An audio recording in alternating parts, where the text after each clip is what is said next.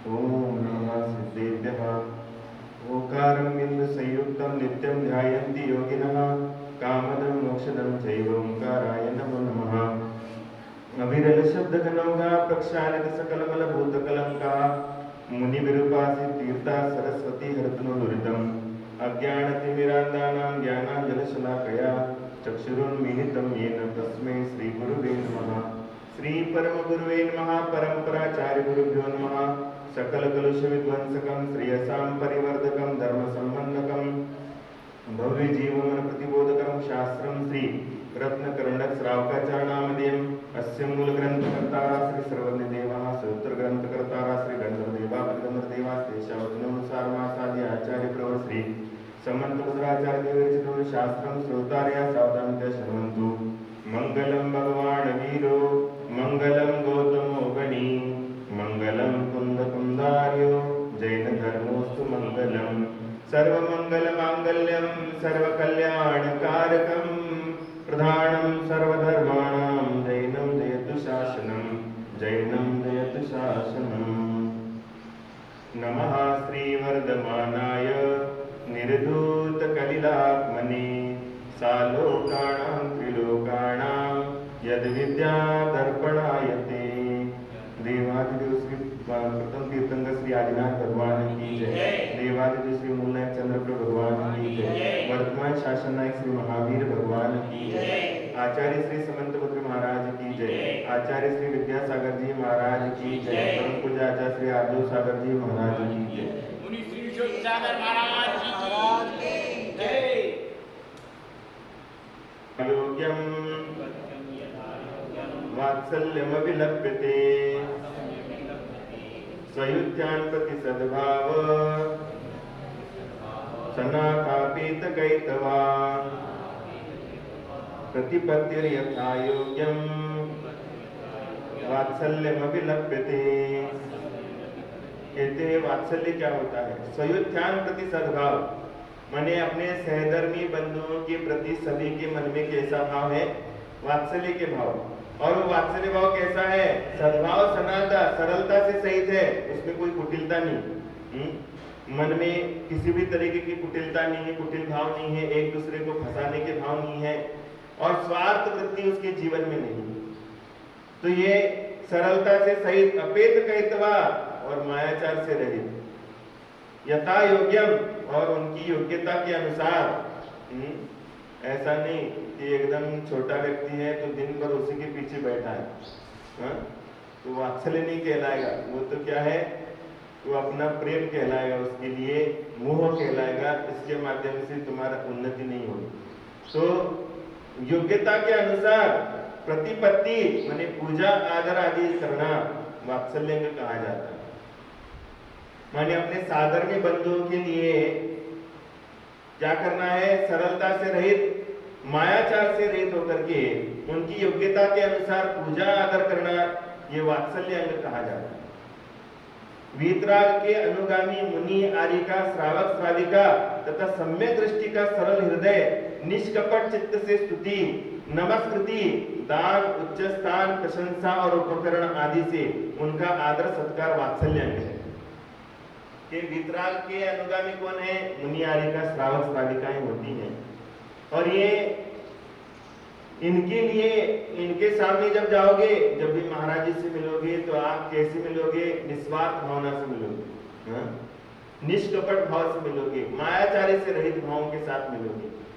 आर्यिकाएं रहती हैं, क्षुल्लक रहते हैं, ऐलक रहते हैं, श्रावक रहते हैं, श्राविकाएं रहती हैं। ये क्या है? इन्होंने सब कुछ छोड़ दिया। अब इन्होंने सब कुछ छोड़ दिया है, तो छोड़ने के बाद इनके मन में भी कोई स्वार्थ नहीं है। इनका जीवन ही किसके लिए चलता है? परोपकार के लिए चलता है। कोई भी साधु दीक्षा लेता है तो दीक्षा लेने के बाद उसका पूरा का पूरा जीवन जो है वो किसी भी एक परिवार के लिए नहीं होता है, वो समस्त परिवार के लिए अपना जीवन समर्पित कर देता है। अपने धर्म के लिए, अपनी शान के लिए क्या करता है? वो जिन धर्म को अपना जीवन समर्पित कर देता है।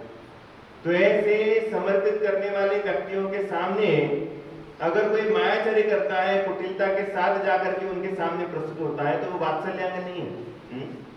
ये भी महाराज होते हैं मुनि होते हैं, आर्यिकाएं होती हैं, ये भी सभी के लिए वात्सल्य देते हैं, सभी के जीवन के बारे में यथायोग्य कल्याण हो जाए ऐसी भावनाएं सभी के मन में रहती है।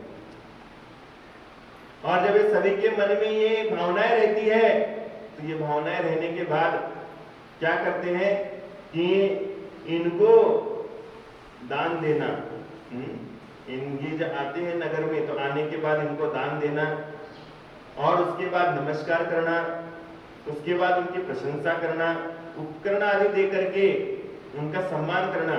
अब महाराज जी की पिच्छी नहीं है, पिच्छी ला करके देना, कमंडल टूट गया है तो कमंडल की व्यवस्था बनाना है, महाराज जी का स्वास्थ्य गड़बड़ हो गया तो स्वास्थ्य गड़बड़ होने के बाद उनके स्वास्थ्य के बारे में व्यवस्था करना है, उनके लिए बिहार है तो बिहार में अपना सहयोग देना है। और उसके बाद यहाँ पर जो भी कोई प्रभावना का काम होता है उसमें बढ़ चढ़ करके हिस्सा लेना है, ये सब वात्सल्य।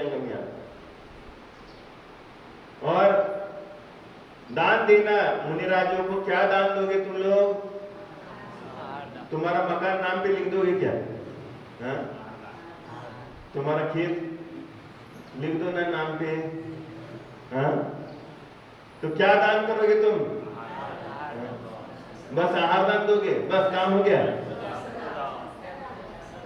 और क्या क्या दान करोगे मुनिराजों को, बोलो? और औषधि दान, 4 प्रकार के दान होते हैं। आहार दान देंगे, उसके बाद अभय दान लेंगे। अभय दान माने क्या है? उनके लिए निवास, उनके लिए जो भी आवश्यकता पड़ती है, वो सारी व्यवस्थाएं क्या करेंगे? जंगल की व्यवस्था है ये करेंगे, निवास की व्यवस्था है निवास की व्यवस्था बनाएंगे, तकत चाहिए तकत की व्यवस्था करेंगे, बाजुटा चाहिए बाजुटे की व्यवस्था करेंगे। ये सारी व्यवस्थाएं करना अभयदान के अंतर्गत आता है। आहार दान, अभय दान, अब औषधि दान। अब जो भी मुनिराज अगर बीमार है तो बीमार होने के बाद औषधि दान दो। औषधि दान क्या है? अपने घर में बना सकते हो। और उसके बाद दवाई बनाने का नॉलेज नहीं है तो शुद्ध दवाई अपन जहां मिलती है वहां से उसका प्रबंध करा करके मुनिराज के स्वास्थ्य लाभ के लिए वैसी व्यवस्था बना सकते हैं। और उसके बाद क्या है? आहार दान, शास्त्र दान। अब शास्त्र दान आता है। अब शास्त्र दान देना है, बहुत बड़ी बात है। मुनिराज के चरणों में शास्त्र दान देना, तुम लोग बहुत हंसी खेल में लेते हो इस चीज के लिए। मुनिराज बहुत ज्ञानी होते हैं और ज्ञानी व्यक्तियों के हाथ में अगर कुछ चीज दे दोगे तो आपका सम्मान बहुत बड़ा होता है, सम्मान बढ़ जाता है। जैसे आप क्या करते हो, आपके नगर में प्रधानमंत्री आ गए तो प्रधानमंत्री की यहाँ पर कोई कमी रहती क्या? कुछ कमी नहीं, लेकिन अपन क्या करते हैं? उसको कुछ ना कुछ तो देते हैं, देते कि नहीं देते? कुछ ना कुछ तो देते। क्यों देते हैं? क्योंकि वो उनके लिए आदर है, सत्कार है और अपना सम्मान है। अपन एक व्यक्ति, बड़े प्रतिष्ठित व्यक्ति के हाथ में अगर कोई भेंट दे रहे हैं तो सम्मान उसका भी हो रहा है और उसके साथ साथ अपना भी सम्मान हो रहा है। होता कि नहीं होता? दोनों का हो रहा है कि नहीं सम्मान? क्या अकेले व्यक्ति का हो रहा है? नहीं। तो इसीलिए मुनिराज के हाथ में शास्त्र देना, मैंने शास्त्र का कितना लाभ है देखो। शास्त्र देने के कारण क्या होता है? मुनिराज उस शास्त्र का क्या करेंगे? अवलोकन करेंगे, पढ़ेंगे और पढ़ने के बाद क्या होगा? उनके ज्ञान का विकास होगा। और तुमने उनको ज्ञान बढ़ाने के लिए ज्ञानोत्तरण दे दिया, इसके कारण तुम्हारे भी ज्ञान का क्षोभशम हो जाएगा। तुम्हारा भी क्या हो जाएगा? कर्म क्षोभशम हो जाएगा। ज्ञानावरण कर्म का क्षोभशम तुम्हारा हो जाएगा। आहार दान देने से होगा क्या? आहार दान देने से होगा क्या? मुनिराज को आहार दान देने से ये लाभ है, दोनों तरीके के लाभ। मुनिराज को भी लाभ है, तुम्हारे लिए भी लाभ है। अगर तुमने मुनिराज को आहार दे दिया तो तुम्हारा क्या होगा? तुम्हारे असाधा कर्म कटेंगे। क्या हो जाएंगे? तुम्हारे असाता जो पाप कर्म है वो कट जाएंगे। और मुनिराज के क्या हो जाएंगे? मुनिराज के चारित्र में वृद्धि हो जाएगी। वो आहार लेने से क्या करेंगे? डांस करेंगे कि यहां वहां जाकर क्या करेंगे? ध्यान करेंगे, तप करेंगे, स्वाध्याय करेंगे, चारित्र को पालेंगे। तो ये सब करने से क्या होगा? उनके चारित्र में वृद्धि होगी और तुम्हारे इसमें क्या होगी? तुम्हारे असाता कर्म कटेंगे, पाप कर्म तुम्हारे कटेंगे। अभी हम आपको बता रहे हैं आने वाली 14 तारीख से यहाँ पर पूजा प्रशिक्षण शिविर होगा। पूजन प्रशिक्षण शिविर 8 दिन का शिविर है। सभी लोगों को इसमें उपस्थित रहना अनिवार्य है। उसकी तैयारी तुम अभी से कर लो, हम लोग अभी से तैयारी करना चालू कर। 14 तारीख को यहाँ पर सभी लोगों को उपस्थित रहना है। पूजा की थाली की व्यवस्था हम तुम्हारे लिए क्या क्या देंगे वो हम बाद में बताएंगे, लेकिन तुम सभी लोग द्रव्य की व्यवस्था बनाना है। उसके साथ अगर हमारे लिए कोई पूजा थाली की व्यवस्था नहीं बनी तो पूजा की थाली तुम लोगों को व्यवस्थित मैनेज करना।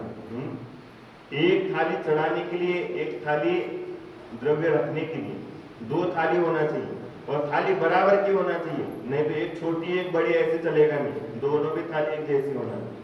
उसके बाद इसमें किताबों की आवश्यकता है कि किताबें भी इसमें कर सकते हो। आप इसके पुण्यार्जक भी बन सकते हो। अगर किसी की भावना हो गई कि भैया मेरे लिए क्या करना है, मेरे लिए जितने भी शिविरार्थी बैठेंगे उनके लिए मैं किताब दे दूंगा अपने परिवार की तरफ से, तो वो भी आप कर सकते हो। उसके बाद अगर आपकी भावना हो गई कि मेरे लिए मंदिर में टेबल नहीं है, टेबल को भी बुलाना है।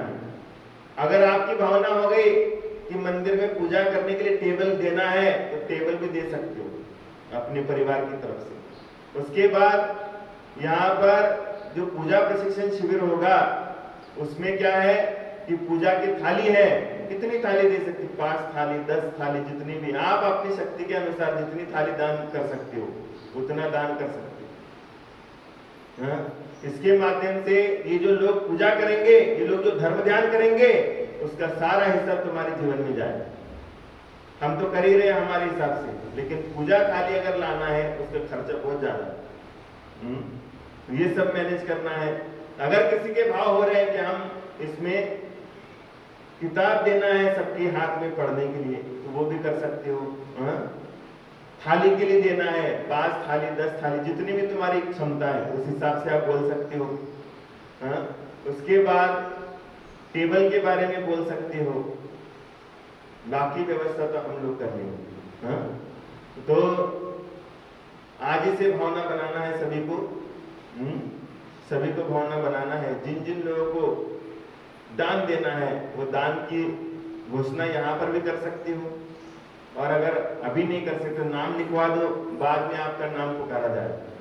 तो इस तरीके से ये वात्सल्यांग होता है। वात्सल्य में क्या करते हैं? अपन ये दान देते हैं।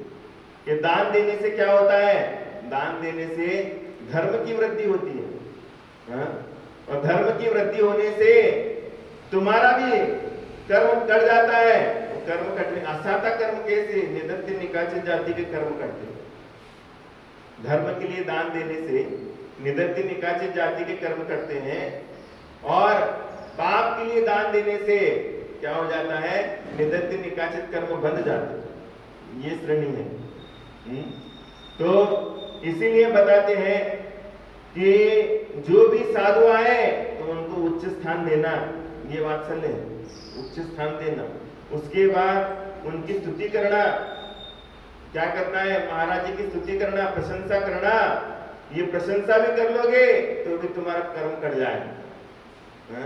और उसके बाद नमस्कार करना है, दान देना है, और उसके बाद उनके उपकरण अगर टूट जाते हैं तो टूटने फूटने के बाद उनको उस उपकरण की उपलब्धता करा देना, ये श्रावक का परम कर्तव्य।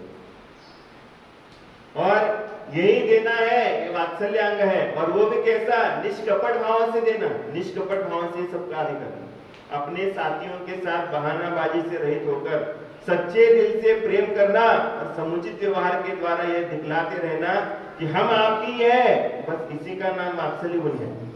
और यह हर एक समझदार में होना ही चाहिए। संसार में हम देखते हैं कि जो काम और किसी उपाय से सिद्ध नहीं होते हैं वे प्रेम के द्वारा सहज में सिद्ध कर ली जाए। किसी को भी वश में करने का अगर कोई अमोघ उपाय है तो एक परस्पर का प्रेम है। अगर किसी को वश में करना है आपको, तो वश में करना है तो प्रेम से ही कर सकते हो, पैसे से और उसको वश में नहीं कर सकते। हाँ? आप जितना प्रेम लुटाओगे उतना ही ज्यादा व्यक्ति क्या हो जाएगा? आपके प्रति समर्पित हो जाएगा, आपके प्रति सद्भावना रखेगा, आपके प्रति क्या करेगा? आपके प्रति जान लुटाने के लिए तैयार हो। अगर आप प्रेम देते हो और आप हर जगह पर पैसे से गिनती करते हो तो वो व्यक्ति आपके साथ पैसे के दृष्टिकोण से ही सहयोग देता है। इसलिए बताते हैं कि सच्चे दिल से प्रेम करना ही, कि समुचित व्यवहार ही क्या है? वात्सल्य अंग है। और इसी का नाम वात्सल्य गुण है। जिसका जैसा गुण है ऐसे गुणों के माध्यम से क्या करना है? समुचित व्यवस्थाओं के साथ क्या करना है? अपन को जो कार्य करते हैं, जो व्यवहार किया जाता है उसको वात्सल्य कहते हैं। और है यह हर एक समझदार में होना चाहिए। संसार में हम देखते हैं कि जो काम और किसी भी उपाय से सिद्ध नहीं होते वे प्रेम के द्वारा सहज में सिद्ध कर ली जाते। किसी को भी वश में करने का अगर कोई अमोघ उपाय है तो एक परस्पर का प्रेम है। मजबूत से मजबूत लोहे की साकल को मनुष्य तोड़ सकता है किंतु प्रेम के बंधन को नहीं तोड़ सकता। साकल के बंधन को तो तोड़ देगा लेकिन प्रेम के बंधन को आदमी जल्दी नहीं तोड़ सकता। उसको तोड़ने के लिए उसको बहुत एड़ी चोटी का प्रयोग करना पड़ता, बहुत मेहनत करनी पड़ती है। सर्वेषु बंधनेष्वस्ति दृढ़ं प्रेमैव बंधनम काष्ठ संच्छेदको भंग पद्म बंधम विनक्तिनः। कहते हैं कि देखो, जो घोड़ा कठिन से कठिन काट में भी छेद कर डालता है उसे भी फाड़ कर बाहर निकल आता है और कमल के अंदर पड़ा अपने प्राण तक दे देता है। कमल का उदाहरण दे दिया, घोड़े का उदाहरण दे दिया। घोड़ा अगर एक लकड़ी के अंदर फंस जाता है तो लकड़ी के अंदर फंसने के बाद क्या करता है? क्या करता है? नहीं मालूम? उसको छेद करके बाहर आता है कि नहीं आता? छेद करने की ताकत है उसके अंदर। लेकिन वही घोड़ा अगर शाम के समय कमल में जाता है सुगंधी के लिए, मधुर रस पान करने के लिए, और जैसी शाम हो जाती है वो कमल क्या हो जाता है? बंद हो जाता है। और जैसे बंद हो जाता है लेकिन उस कमल के पत्तों से वो बाहर नहीं आ सकता। उसके अंदर छेदने की शक्ति है लेकिन भेदने की शक्ति होने के बावजूद भी बाहर नहीं आता। वो बाहर क्यों नहीं आता है? क्योंकि वो प्रेम के वशीभूत होकर के उसमें मर जाता है। वो बाहर आता नहीं है।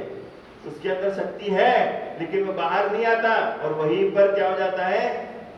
मर जाता है लेकिन बाहर नहीं आता। उसी तरीके से अगर घोड़ा कठिन से कठिन काट में भी छेद कर डालता है, उसे भी फाड़ कर बाहर निकलता है, लेकिन कमल के अंदर पड़ा अपने प्राण तक दे देता है। लेकिन कमल के अंदर पड़े पड़े अपने प्राण को न्यौछावर करता है लेकिन उस कमल के पत्र से बाहर नहीं आने की चेष्टा करता है।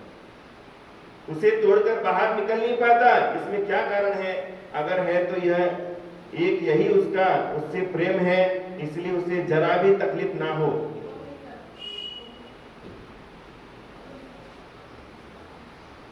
जरा भी तकलीफ ना दे करके घोड़ा अपने प्राण दे देता है। माने कमल को कुछ भी तकलीफ नहीं हो इसलिए अपने प्राण दे देता है लेकिन बाहर नहीं आता।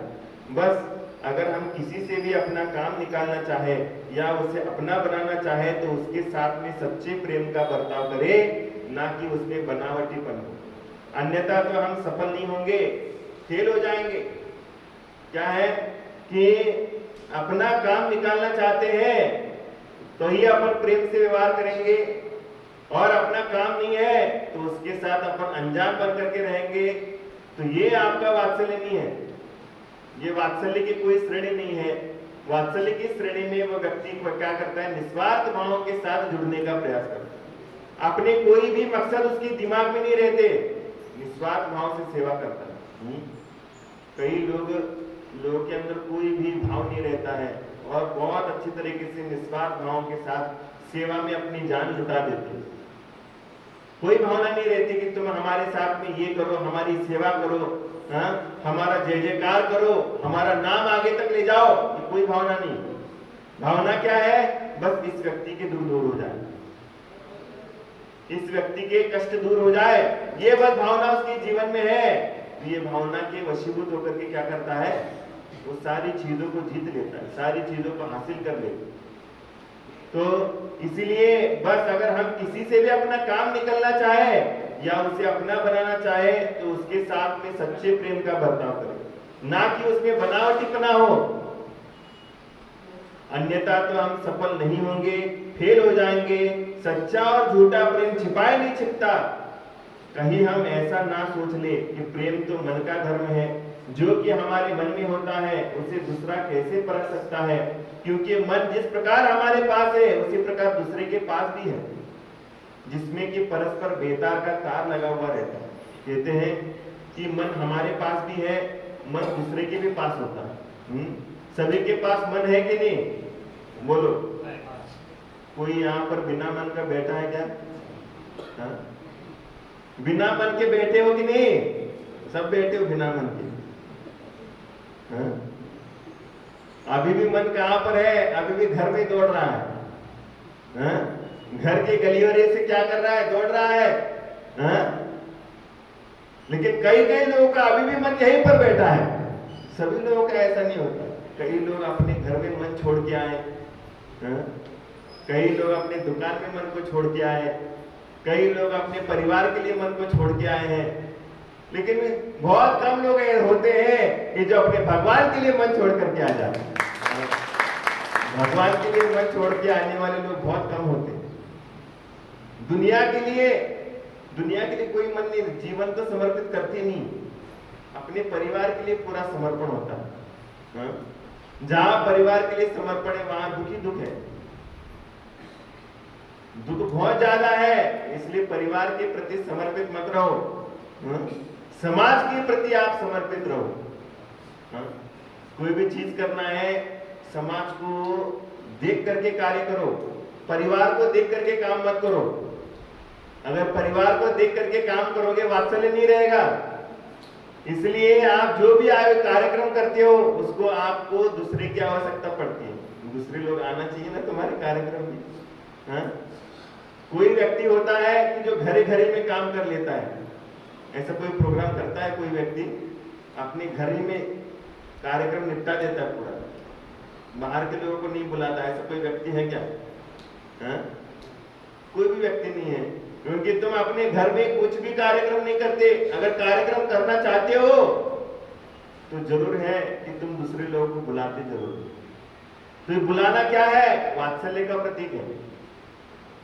वात्सल्य के प्रतीक में आप सभी लोगों को एक दूसरे के प्रति निष्कपट भावना, निस्वार्थ भावना ये आपके जीवन में आना चाहिए। तब जाकर के आप वात्सल्य की मूर्ति बनोगे। और अधिकतर ऐसा हुआ देखा है कि जब हम अपने प्रेमी को याद करते हैं तो एकाएक वह हमारे सामने उपस्थित हो जाता है। हम कह दिया करते हैं कि वह जनाब, वहां जनाब आपकी बहुत बड़ी उम्र है, हमने अभी आपको याद किया था कि आप आ गए। ऐसा होता है कि नहीं कभी कभी कि जिसको अपन याद करते हैं वो सामने आके टपक जाता है, सामने आके खड़ा हो जाता है। ऐसा होता है कि नहीं? बोलो ना। होता है, सभी के साथ होता है ना, ऐसा होता है। तो फिर क्या कहते हैं? 100 साल की उम्र है, भले जिए न जिए वो बात अलग है। तुम जियो हजारों साल, और क्या है, साल के दिन हो 50,000।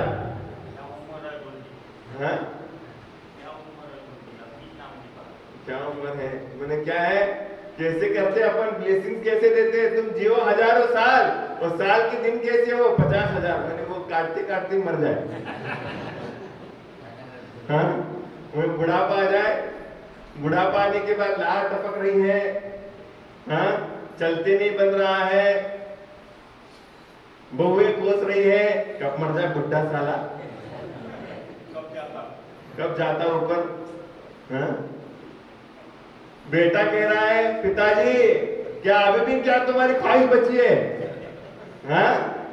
अभी तक यहाँ पर बैठे हो।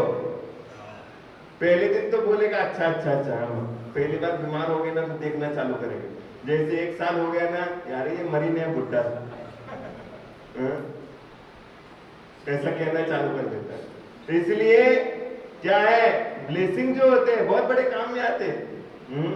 इसलिए कहते हैं कि जैसा हम कहते हैं वैसा ही होता है। इसलिए कि इसी प्रकार कभी कभी बिना किसी वात इत्यादि प्रकोप के ही हम लोगों को हिचकी चलने लग जाती है। हम सोचते हैं कि कोई स्नेही हमें याद कर रहा होगा, कभी कभी हिचकी चलती है, चलती कि नहीं? तो अपन क्या कहते हैं, तुम्हारी कोई ना कोई तो याद कर रहा है, और जैसे ही उसका नाम लेते हैं हिचकी बंद हो जाती है, हाँ? और इसी प्रकार कभी कभी बिना किसी वात इत्यादि प्रकोप के ही हम लोगों को हिचकी चलने लग जाती है। हम सोचते हैं कि कोई स्नेह याद करना होगा। इसके अलावा हमारे मन का संबंध ही हमारे बाह्य चेष्टाओं से होता है। जिसके साथ हमारा प्रेम होगा हमारे बोलचाल में अवश्य झलकेगा एवं हमारे नेत्रों में तो उसका प्रतिबिंब अवश्य ही आ जाएगा। जैसा कि हमारे वृद्ध पुरुष कहते आ रहे हैं कि पाव पिछाने मोचड़ी, नयन पिछाने ने, अर्थात अंधकार में भी हम अपनी जूतियों को अपने पैरों में पहनकर पहचान लेते हैं। क्या? पाव पिछाने मोचड़ी, मोचड़ी माने चप्पल, जूता चप्पल। आप उसकी पहचान करने के लिए क्या तुम हाथ लगाते हो क्या? कौन सा जूता है मेरा रात में, हाँ? कोई आदमी अपनी जूते की पहचान हाथ से करता है कि पाव से करता है? पाव से करता है ना। और नैन पिछाने ने, और पैरों में पहनकर पहचान लेते हैं। अपनी जुतियां अपने पैरों में जैसे ठीक बैठती है वैसे दूसरे की नहीं बैठती। उसी प्रकार सामने वाले का हमारे प्रति प्रेम है या नहीं, हम उसके नेत्रों की तरफ गौर के साथ देख करके जान सकते हैं। और नयन पिछाने ने माने क्या है, अपन उसके नयनों के द्वारा देख सकते हैं कि वो हमसे प्रेम करता कि नहीं करता। हाँ? आपको देखने के बाद उसके अंतरंग में आपके लिए कैसे भाव है ये आप उसके नयनों में देख सकते हो, उसके आंखों में देख सकते हो। मतलब यही सच्चा और प्रेम, झूठा प्रेम छिपा नहीं रहता। आप कितना सच्चा प्रेम करते हो, कितना झूठा प्रेम करते हो, ये आपके लिए बताने की आवश्यकता नहीं, वो तो स्वयं प्रकट हो जाता। और इसके लिए मैं अपने पाठकों को एक बात बताता हूं। एक समय की बात है कि 2 औरतें थी जो परस्पर में देवरानी जिठानी लगती थी। देवरानी को एक बच्चा हुआ और जिठानी के कोई बच्चा ना था और ना होने की कोई आशा ही थी। मैंने देवरानी को तो बच्चा था लेकिन जिठानी को कोई बच्चा नहीं था। अतः उसने सोचा कि इस देवरानी के बच्चे को हाथी आना चाहिए। वो सोचने लगे अब ये बच्चा है ना, ये बच्चे को मेरे को ही लेना है? तो वो उस बच्चे के साथ प्रेम का व्यवहार करने लगी, उसे खाने पीने के लिए देने लगी और अपने पास रखने लगी। देवरानी बेचारी भोली स्वभाव की थी, उसने सोचा क्या हर्ज है, उनके पास रहा तो और मेरे पास रहा तो कोई बात नहीं, एक ही बात है। थोड़े दिन में जब वह बच्चा अपनी माँ को भूल गया और उसे माँ कहने लग गया तो उसने किसी निमित्त को लेकर अपनी देवरानी से लड़ाई ठान ली। क्या हो गया? अब तक तो कुछ नहीं, लेकिन जैसे ही वो अपनी माँ को भूल गया, उसी को माँ कहने लगा तो क्या है, उसने लड़ाई ठान ली। परस्पर में बोलना तक बंद हो गया। देवरानी ने सोचा व्यर्थ ही इनके पास क्यों छोड़ा जाए। बच्चे से बोली गीगा आजा बेटा, इधर आजा बढ़िया जी, मैंने बड़ी माँ को बढ़िया जी बोलते। तो अब अपने से जुदा हो गई। इतने में जितानी तमक कर बोली कि क्या कहा, क्या ये तुम्हारा बच्चा है? वाह रे वाह, यह कैसे होगा, इसको बड़े भाग्य से पैदा किया है और बड़ी मुश्किल से पाला है, बड़ा किया है, इसे आज तुझे कैसे दे दूं? बेचारी देवरानी झेप गई, हार कर सरकार में दरखास्त पेश की। गवाह कोई भी नहीं, बच्चे से पूछा जाता है तो वह उस जेठानी को ही माँ कहता है। हाँ? जब देवरानी जेठानी में लड़ाई हुई तो क्या है, सरकार की तरफ ये बात चली गई और क्या है, दोनों परेशान होकर के, राजा परेशान हुआ कि क्या करे, परंतु मंत्री कुछ चतुर था, सोच समझ करके युक्ति निकाली और बोला इन दोनों का झगड़ा यूं ही नक्की नहीं होगा, एक काम किया जाए, इस बच्चे के 2 भाग किए जाए और दोनों को एक एक भाग दे दिया जाए, इसके सिवाय और कोई रास्ता नहीं है। जल्लाद को बुलवाया गया, बच्चे के 2 भाग किए ही जाने वाले थे। इतने में देवरानी हाथ जोड़ करके गिड़गिड़ा करके बोली, नहीं महाराज ऐसा मत करो, बच्चा इन्हीं को दे दो, मैं तो इसे देख करके जीती रहूंगा। माँ कह रही है कि जो माँ होती है वो तो क्या कहती है, मैं तो इसको मरने नहीं दूंगी। और जो माँ का चोला पहन करके वो बैठी है वो तो कहेगी वो तो मेरे को ही चाहिए।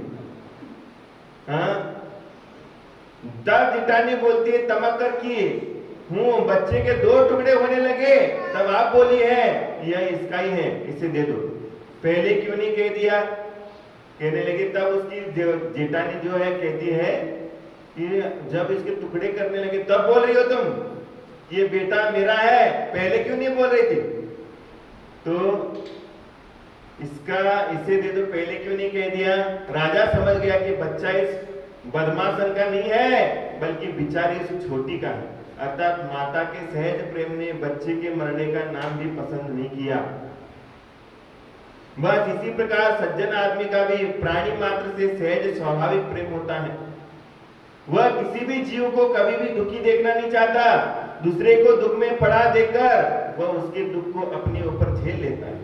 वह अपने दुख में शीतल जल में घृत के समान जड़ बन करके रहता है, परंतु दूसरे के ऊपर होने वाली विघ्न बाधा को देखकर उसके संताप को पाकर झटी पिघल जाया करता है। हाँ, अगर वह किसी गुणवान शीलवान को अपने से विशेष ज्ञानी को देखता है तो बड़ा खुश होता है, जैसे मेघ को पाकर मोर या चंद्र को देख करके चकोर।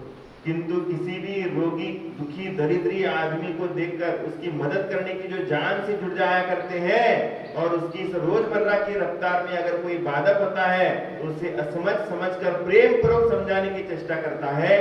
विरोधी को पाकर भी चिढ़ जाना उसका काम नहीं होता, एवं वह इस कोमल बर्ताव से एक ना एक दिन उस विरोधी को भी अपना बना करके रहता है। देखो, आप हमेशा देखते हैं घर घर की कहानियों में कोई अच्छा रहता है कोई बुरा रहता है, लेकिन अच्छा आदमी अच्छा ही करता जाता है और बुरा आदमी बुरे से बुरा करता जाता है। दोनों का नतीजा सामने आता है, अच्छे से अच्छा करने वाले का अच्छा ही अच्छा हो जाता है और बुरे से बुरा करने वाले का बुरा ही हो जाता है। ये तो समझ में आता है, लेकिन आचरण में नहीं आता। समझ में तो आता है लेकिन आचरण में नहीं आता। क्यों नहीं आता? क्योंकि आंखों पे पट्टी बंधी है और आंखों पे पट्टी बंधी है कि मेरे को दिख नहीं रहा, दिखती हुई भी नहीं दिख रहा, ऐसी स्थिति बंद करके चल। और इसलिए सत्वेषु मैत्रीम गुणेषु प्रमोदम क्लिष्टेषु जीवेषु कृपा परत्वम माध्यस्थ भावम विपरीत वृत्तो सदा ममात्मा विदधातु देव। कहते हैं मतलब यह कि भला आदमी दुनिया को अपनाते हुए और अपने से प्रतिकूल चलने वाले को भी रास्ता सुझाते हुए प्रसन्नता पूर्वक चलता है एवं विश्व भर में अपनी छाप लगाता है। सो इसीलिए तो ये कहते हैं कि जो व्यक्ति स्वयं क्या करता है, व्यवस्थित तरीके से जीवन जीता है, उसी का आगे जाकर के स्मरण किया जाता है, उसी को याद किया जाता है, उसी को ही क्या कर दिया जाता है, उसी की पुण्यतिथि मनाई जाती है, उसी की जन्म जयंती मनाई जाती है। और जो व्यक्ति सभी के साथ स्वार्थ वृत्ति से जीता है, उसके परिवार वाले भी उसको याद नहीं करते हैं, उसके परिवार वाले भी क्या करते हैं, उसको भूल जाया करते हैं। इसलिए जीवन में स्वार्थ वृत्ति को छोड़ो, वात्सल्य की क्या करना है, अमिट छाप अपने जीवन में जगाओ। हाँ, सभी के लिए सेवा करने की भावना जगाओ, सभी के साथ घुल मिल करके रहने की भावनाएं जगाओ। तब जाकर के आपके जीवन में वात्सल्य अंग प्रकट होगा, और वात्सल्य अंग प्रकट हो गया तो आपके जीवन का कल्याण होना चालू होगा। इसी भावना के साथ समय आपका हो गया। जय बोलो महावीर भगवान की जय। परम पूज्य इच्छा श्री विश्वनाथ जी महाराज